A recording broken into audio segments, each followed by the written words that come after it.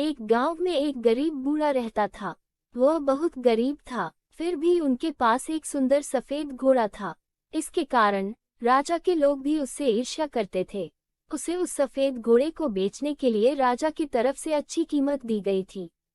लेकिन बूढ़ा आदमी यह कहते हुए मना कर देता था, यह मेरे लिए सिर्फ घोड़ा नहीं है, बल्कि वह एक व्यक्ति और मेरा अच्छा दोस्त है। क्या आप किसी व्यक्ति या दोस्त को बेच सकते हैं?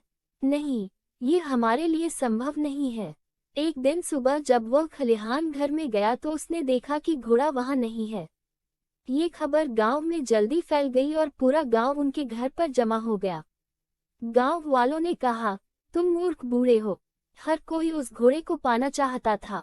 सभी जानते थे कि किसी दिन ये घोड़ा चोरी हो जाएगा।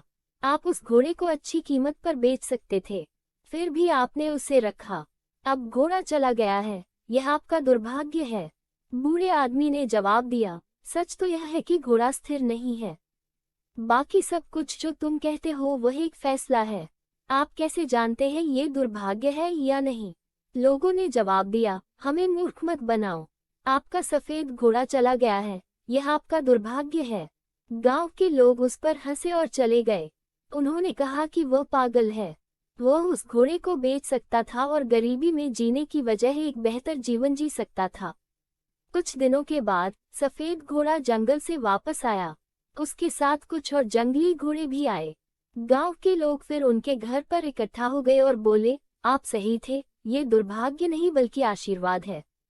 अब आपके पास और भी सुंदर घोड़े हैं, आप उन्हें प्रशिक्षित कर सकते हैं और बेच सकते हैं। बूढ़े ने उत्तर दिया, फिर से आप बहुत दूर जा रहे हो। बस आप ये कहें कि घोड़ा वापस आ गया है और अधिक घोड़ों का होना एक आशीर्वाद है। ये केवल एक टुकड़ा है, एक दिन ये भी गुजर जाएगा। इस बार गांव के लोग चुप रहे। बूढ़े आदमी के इकलौते बेटे ने घोड़ों को प्रशिक्षित करना शुरू कर दिया। कुछ दिनों के बाद उन जंगली घोड़ों को प्रशिक्षण देने के दौरान बूढ़े का बेटा घोड़े से गिर गया और उसके पैर टूट गया।